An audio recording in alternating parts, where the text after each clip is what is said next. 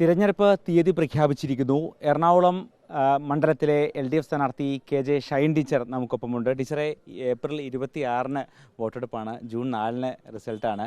അപ്പോൾ ഏതാണ്ട് ഒരു റൗണ്ട് പൂർത്തിയായോ? എങ്ങനെയാണ് പ്രചാരണം? ഏതാണ്ട് ഒരു റൗണ്ട് പൂർത്തിയായിട്ടുണ്ട്. ഏപ്രിൽ 26 എന്ന് പറഞ്ഞാൽ അധ്യാപകരെ സംബന്ധിച്ചിടത്തോളം, കുട്ടികളെ സംബന്ധിച്ചിടത്തോളം വെക്കേഷൻ്റെ ഒരു മൂഡിലാണ്. ഈ വെക്കേഷൻ നന്നായിട്ട് ഉപയോഗിക്കാൻ പറ്റും എന്നുള്ളതാണ് ഈ ഇലക്ഷൻ നമുക്ക് കിട്ടിയിട്ടുള്ളൊരു അവസരം. ജൂൺ സ്കൂൾ തുറക്കുന്ന, പ്രവേശനോത്സവം ആഘോഷിക്കുന്ന അവസരത്തിൽ നമ്മളുടെ റിസൾട്ടും വരികയാണ്. അപ്പോൾ എന്തുകൊണ്ടും ഈ തുടക്കവും ഒടുക്കവും വളരെ ഗംഭീരമായിട്ടുണ്ട്. കഴിഞ്ഞ പാർലമെൻറ്റ് തെരഞ്ഞെടുപ്പിൽ നമുക്ക് ഏപ്രിൽ 16-നായിരുന്നു. ഒരു 10 ദിവസം കൂടി നീട്ടി. അപ്പോൾ കുറേ കൂടി എല്ലാ സ്ഥലങ്ങളിലേക്കും എത്താനും ഒക്കെയുള്ളൊരു സൗകര്യമുണ്ട്. മണ്ഡലത്തിലുടനീളം സഞ്ചരിച്ചപ്പോൾ എന്താണ് കിട്ടുന്ന ഒരു ഫീൽ? എന്താണ്? ഈ കരുത്തനായ ഒരു സ്ഥാനാർത്ഥിയാണ് എതിരായി നിൽക്കുന്നത്, നിലവിലെ MP കൂടിയാണ്. കഴിഞ്ഞ തവണ 1.5 ലക്ഷത്തിലധികം ഭൂരിപക്ഷത്തിൽ വിജയിച്ച ആളാണ്. അപ്പോൾ എങ്ങനെയാണ് ഈ മത്സരത്തെ കാണുന്നത്? ഞാൻ എന്നെക്കുറിച്ച് ഒരു കരുത്ത് കുറഞ്ഞ ആളാണെന്ന് വിശ്വസിക്കുന്നില്ല. നമ്മളെല്ലാവരും കരുത്തരാണ്. അത് കരുത്ത് നമ്മളുടെ ഉള്ളിൽ നിന്ന് വരണം.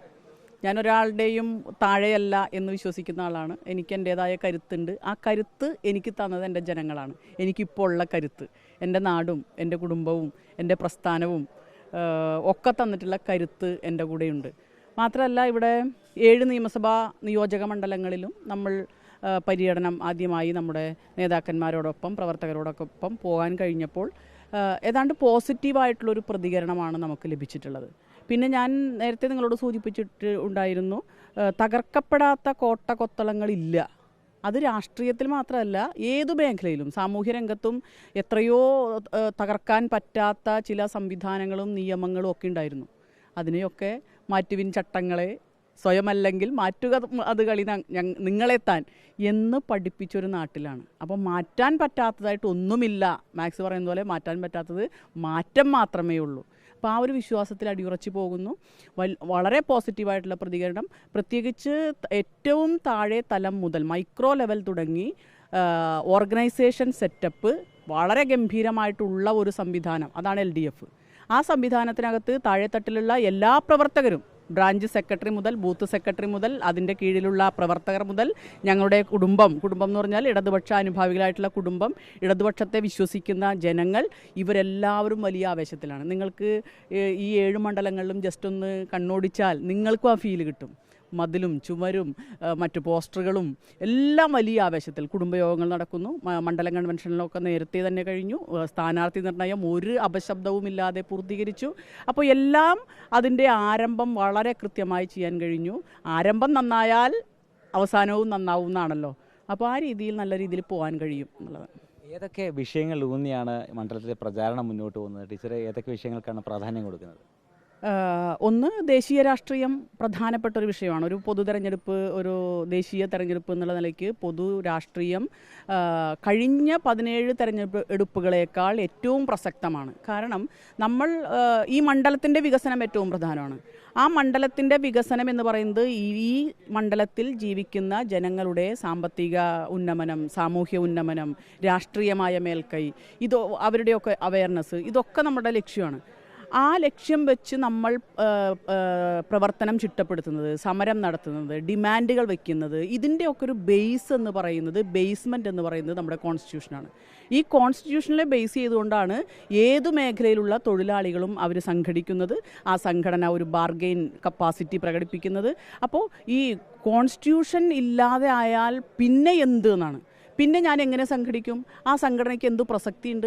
എൻ്റെ അവകാശത്തിന് എന്ത് പ്രസക്തിയുണ്ട്? ഏത് തൊഴിലാളിയാണെങ്കിലും, മത്സ്യമേഖലയിൽ പണിയെടുക്കുന്ന, പരമ്പരാഗത വ്യവസായ മേഖലയിൽ പണിയെടുക്കുന്ന, സർവീസ് സെക്ടറിൽ പണിയെടുക്കുന്ന, പൊതുമേഖലയിൽ പണിയെടുക്കുന്ന എല്ലാവർക്കും, സ്ത്രീകൾ, യുവാക്കൾ, എല്ലാ വിഭാഗത്തിലുള്ള ജനങ്ങളുടെയും മനുഷ്യാവകാശങ്ങളും തൊഴിലവകാശങ്ങളും അവരുടെ വളർച്ചയും ഒക്കെ നമ്മൾ ബേസ് ചെയ്യുന്നത് ഈ ഭരണഘടന തൊട്ടിട്ടാണ്. അപ്പോൾ ദേശീയ രാഷ്ട്രീയത്തിൽ അതൊരു വലിയ ഇഷ്യൂ ആണ്.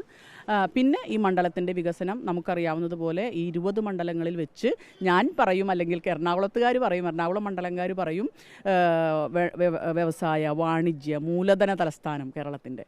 അപ്പം അത്രയ്ക്ക് പ്രസക്തമായ ഒരു മണ്ഡലം, മെട്രോ സിറ്റി ഉൾപ്പെടുന്നത്, പരമ്പരാഗത വ്യവസായ മേഖല ഉൾപ്പെടുന്നത്, ക്ഷേത്ര നഗരി ഉൾപ്പെടുന്നത്, പൊതുവ്യവസായ മേഖല ഉൾപ്പെടുന്നത്, അതുപോലെ തന്നെ ഈസ് ഓഫ് ഡൂയിങ് ബിസിനസ്സിലൂടെ മികച്ച മികച്ച സംരംഭങ്ങൾ ആയിക്കഴിഞ്ഞ ഒരു പ്രദേശം. അപ്പോൾ ഇനി അടുത്ത ഒരു സ്റ്റെപ്പിലേക്കുള്ള വളർച്ചയാണ് നമ്മൾ ഉദ്ദേശിക്കുന്നത്.